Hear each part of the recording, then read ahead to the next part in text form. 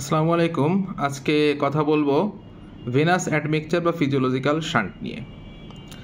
আমরা জানি যে লাংসের যে কন্ডাক্টিভ পার্ট আছে সেখানে ব্লাড সাপ্লাই দেয় হচ্ছে ব্রঙ্কিয়াল আর্টারি, এবং সেখান থেকে যে ডিঅক্সিজেনেটেড ব্লাড, কিছু পরিমাণ ডিঅক্সিজেনেটেড ব্লাড, যেটাকে আমরা বলছি অ্যাপ্রক্সিমেটলি কার্ডিয়াক আউটপুটের 2%, এই ব্লাডটা হয় কি ব্রঙ্কিয়াল ভেইন দিয়ে, এটা কিছু ব্লাড সরাসরি পালমোনারি ভেইনের ড্রেন করে অথবা লেফট এট্রিয়ামে, আর কিছু অ্যাজাইগাস ভেইন দিয়ে চলে যায়। তো যাই হোক, যেই ব্লাডটা আলটিমেটলি এই ব্রঙ্কিয়াল ভেইনের যে ডিঅক্সিজেনেটেড ব্লাড, এটা লেফট এট্রিয়ামে এসে কী হচ্ছে, অক্সিজেনেটেড ব্লাডের সাথে মিক্সচার হচ্ছে, তাই না?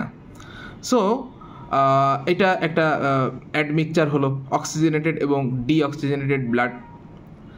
আরেকটা বিষয় হচ্ছে পালমোনারি সার্কুলেশন দিয়ে যে ব্লাডটা পাস করছে লাং দিয়ে, অর্থাৎ যে রেসপিরেটরি জোনে যেখানে গ্যাসিয়াস এক্সচেঞ্জ হচ্ছে, এখানে আমরা জানি যে লাংসের যে অ্যাপেক্স এবং বেস, সেখানে সব জোনে কিন্তু ভেন্টিলেশন পারফিউশনটা ম্যাচিং নাই, এটা অ্যাপেক্স টু বেজে ভ্যারিয়েশন আছে, যে কারণে এই পালমোনারি সার্কুলেশন দিয়েও কিছু পরিমাণ ব্লাড পাস করছে যারা ডিঅক্সিজেনেটেড থেকে যাচ্ছে বা অক্সিজেনেটেড হতে পারে না, এটা সাম অ্যামাউন্ট, তাই না? এটা হচ্ছে ভেন্টিলেশন পারফিউশন মিসম্যাচের কারণে। তো আলটিমেটলি কি হচ্ছে, এখান থেকেও দেখা যাচ্ছে যে আলটিমেটলি